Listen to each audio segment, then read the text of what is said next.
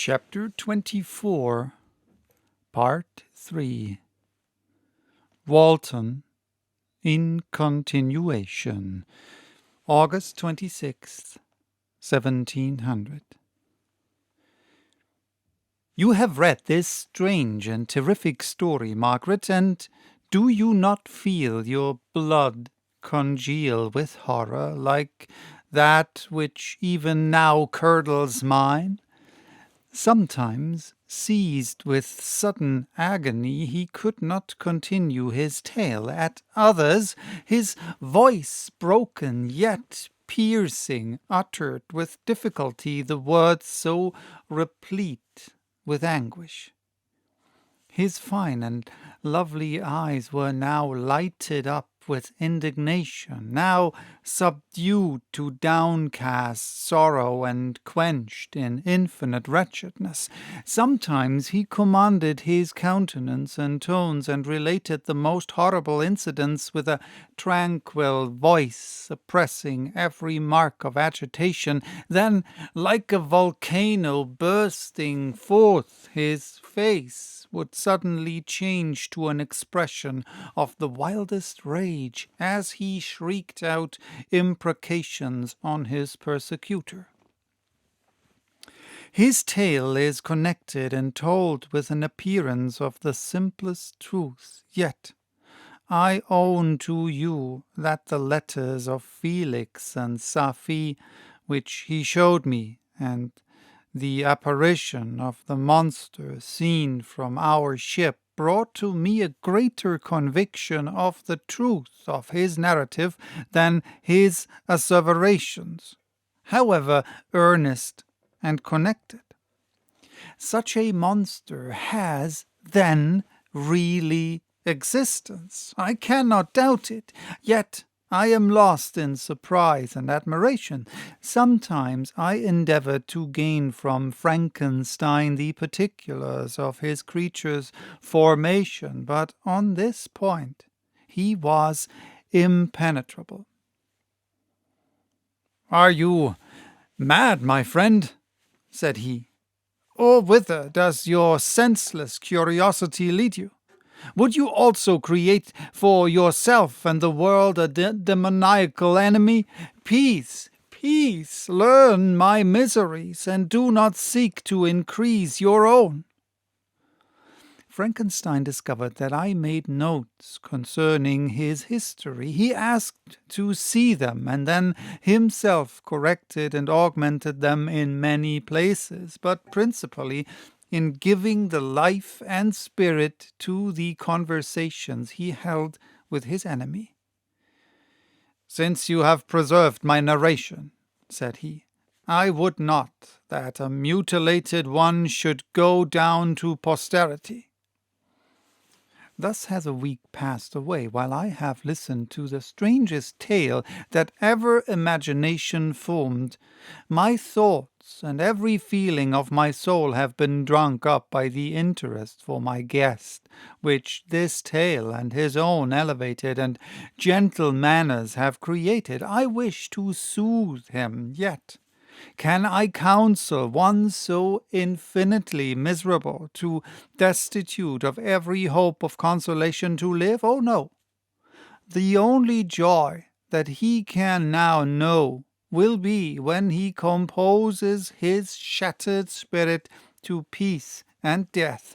Yet he enjoys one comfort, the offspring of solitude and delirium. He believes that when in dreams he holds converse with his friends and derives from that communion consolation for his miseries or excitements to his vengeance, that they are not the creations of his fancy, but the beings themselves who visit him from the regions of a remote world.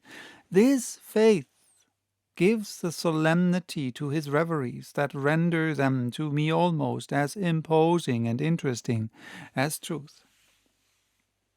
Our conversations are not always confined to his own history and misfortunes. On every point of general literature he displays unbounded knowledge and a quick and piercing apprehension. His eloquence is forcible and touching.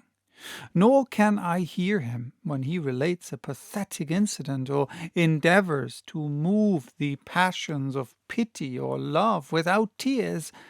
What a glorious creature must he have been in the days of his prosperity, when he is thus noble and godlike in ruin. He seems to feel his own worth and the greatness of his fall. "When younger," said he, "I believed myself destined for some great enterprise. My feelings are profound, but I possessed a coolness of judgment that fitted me for illustrious achievements. This sentiment is of the worth of my nature supported me when others would have been oppressed, for I deemed it criminal to throw away in useless grief those talents that might be useful to my fellow creatures. When I reflected on the work I had completed, no less one than the creation of a sensitive and rational animal, I could not rank myself with the herd of common projectors. But this thought, which supported me in the commencement of my career, now serves only to plunge me lower in the dust. All my speculations and hopes are as nothing. And like the archangel who aspired to omnipotence, I am chained in an eternal hell. My imagination was vivid, yet my powers of analysis and application were intense. By the union of these qualities I conceived the idea and executed the creation of a man. Even now I cannot recollect without passion my reveries while the work was incomplete.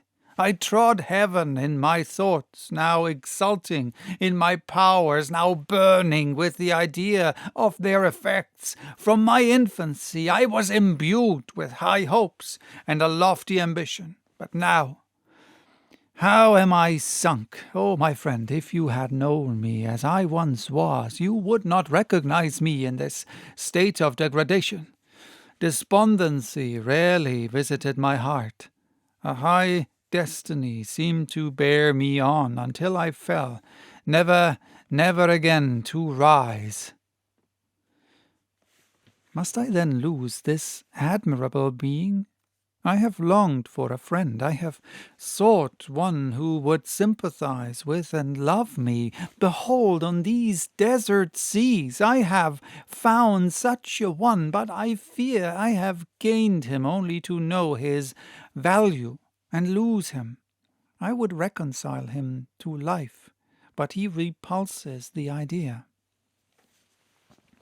"I thank you, Walton," he said, "for your kind intentions toward so miserable a wretch, but when you speak of new ties and fresh affections, think you that any can replace those who are gone? Can any man be to me as Clerval was, or any woman another Elizabeth? Even where the affections are not strongly moved by any superior excellence, the companions of our childhood always possess a certain power over our minds which hardly any later friend can obtain. They know our infantine dispositions, which, however they may be afterwards modified, are never eradicated, and they can judge of our actions with more certain conclusions as to the integrity of our motives. A sister or a brother can never, unless indeed such symptoms have been shown early, suspect the other of fraud or false dealing, when another friend, however strongly he may be attached, may, in spite of himself, be contemplated with suspicion. But I enjoyed friends, dear not only through habit and association, but from their own merits, and wherever I am, the soothing voice of my Elizabeth and the conversation of Clerval will be ever whispered in my ear. They are dead. But one feeling in such a solitude can persuade me to preserve my life. If I were engaged in any high undertaking or design, fraught with extensive utility to my fellow creatures, then could I live to fulfill it. But such is not my destiny. I must pursue and destroy the being to whom I gave existence. Then my lot on earth will be fulfilled, and I may die. My beloved sister, September the 2nd. I write to you, encompassed by peril, and ignorant whether I am ever doomed to see again dear England and the dearer friends that inhabit it. I am surrounded by mountains of ice which admit of no escape and threaten every moment to crush my vessel. The brave fellows whom I have persuaded to be my companions look towards me for aid, but I have none to bestow. There is something terribly appalling in our situation, yet my courage and hopes do not desert me. Yet it is terrible to reflect that the lives of all these men are endangered through me. If we are lost, my mad schemes are the cause. And what, Margaret, will be the state of your mind? You will not hear of my destruction, and you will anxiously await my return. Years will pass, and you will have visitings of despair, and yet be tortured by hope. Oh, my beloved sister, the sickening failing of your heartfelt expectation is, in prospect, more terrible to me than my own death. But you have a husband and lovely children. You may be happy. Heaven bless you and make you so. My unfortunate guest regards me with the tenderest compassion. He endeavors to fill me with hope and talks as if life were a possession which he valued. He reminds me how often the same accidents have happened to other navigators who have attempted this sea, and in spite of myself he fills me with cheerful auguries. Even the sailors feel the power of his eloquence. When he speaks, they no longer despair. He rouses their energies, and while they hear his voice, they believe these vast mountains of ice are molehills which will vanish before the resolutions of men. These feelings are transitory. Each day of expectation delayed fills them with fear, and I almost dread a mutiny caused by this despair. September the 5th. A scene has just passed of such uncommon interest that, although it is highly probable that these papers may never reach you, yet I cannot forbear recording it. We are still surrounded by mountains of ice, still in imminent danger of being crushed in their conflict. The cold is excessive, and many of my unfortunate comrades have already found a grave amidst this scene of desolation. Frankenstein has daily declined in health. A feverish fire still glimmers in his eyes, but he is exhausted, and when suddenly roused to any exertion, he speedily sinks again into apparent lifelessness. I mention in my last letter the fear I entertained of a mutiny. This morning, as I sat watching the wan countenance of my friend, his eyes half closed and his limbs hanging listlessly, I was roused by half a dozen of the sailors who demanded admission into the cabin. They entered, and their leader addressed me. He told me that he and his companions had been chosen by the other sailors to come in deputation to me to make me a requisition which, in justice, I could not refuse. We were immured in ice, and should probably never escape. But they feared that if, as was possible, the ice should dissipate and a free passage be opened, I should be rash enough to continue my voyage and lead them into fresh dangers after they might happily have surmounted this. They insisted, therefore, that I should engage with a solemn promise that if the vessel should be freed, I would instantly direct my course southwards. This speech troubled me. I had not despaired, nor had I yet conceived the idea of returning if set free. Yet could I, in justice, or even in possibility, refuse this demand? I hesitated before I answered, when Frankenstein, who had at first been silent, and indeed appeared hardly to have force enough to attend, now roused himself, his eyes sparkled, and his cheeks flushed with momentary vigour. Turning towards the man, he said, "What do you mean?